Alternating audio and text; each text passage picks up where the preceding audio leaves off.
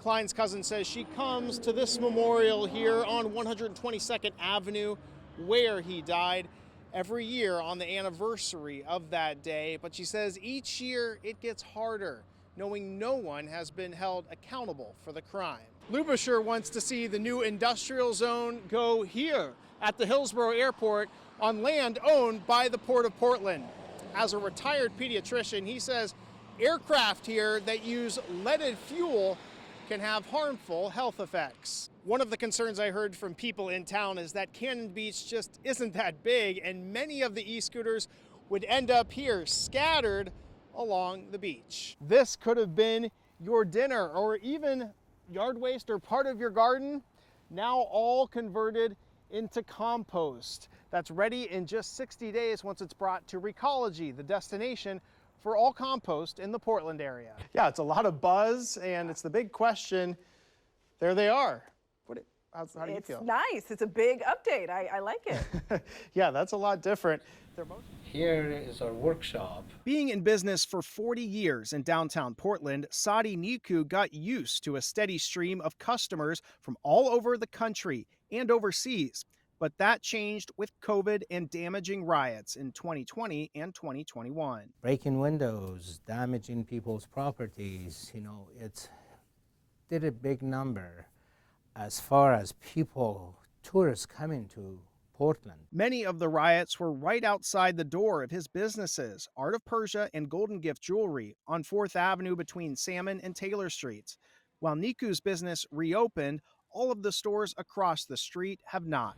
I'm hoping that they build some nice retail stores on the street level. With all of the businesses boarded up on this block, many here are concerned about the health of this part of downtown. Jennifer Everett has returned to work in her downtown office, but with a decline in other places to shop. The 7-Eleven, sometimes I'd run in for mints or something, and so more businesses like that close. I either don't get them downtown or I have to walk further. A pop-up coffee shop opened for a few weeks in December, but Niku says he didn't see many customers.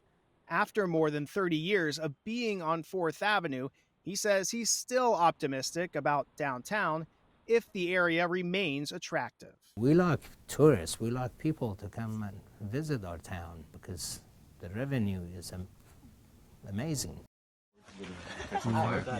Trails in the Columbia Gorge took on a much different look after the Eagle Creek fire in 2017. But they've also gotten much busier since that time. Stanley Hinatsu is in charge of maintenance as the recreation staff officer for the U.S. Forest Service. We have tread maintenance, you have brushing, and you have log out. Sometimes that takes 3 separate trips to do all 3 of those. The need for trail maintenance is great, but the Forest Service only has 3 people, 3, on its trail crew. We just don't have, obviously, the staff to be out there every day, hike every over 200 miles of trail that we have. Brad Steig came to the gorge recently from North Dakota. Once you're out here, if they're not coming across other patrons, you really are on your own. This is the type of area you'd want to watch out for. I'm on the Larch Mountain Trail. That's right above where Multnomah Falls is. And the trail here is narrow and rugged with its terrain. There's an old tree up here that has branches coming from it that could easily fall. And there's a very steep drop-off on this side of the trail. Hinatsu says these types of trouble spots are the ones they will respond to.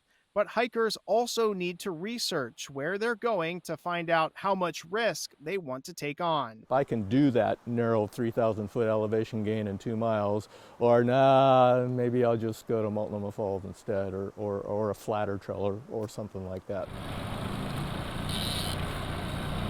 John Kaiser lost an eye while serving in the Army in Iraq in 2006, forcing him to retire 2 years later.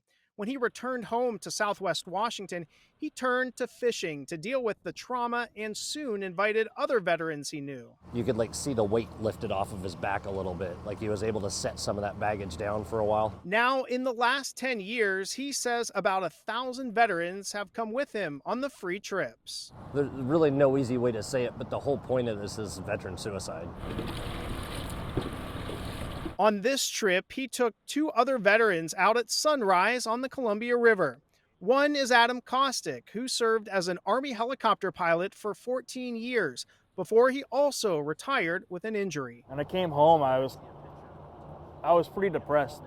I was used to flying every day and I felt like I had a purpose. But Kostick says he did find many happier moments when fishing. I'm very thankful for the people that I have in my life that pulled me out of some pretty low spots.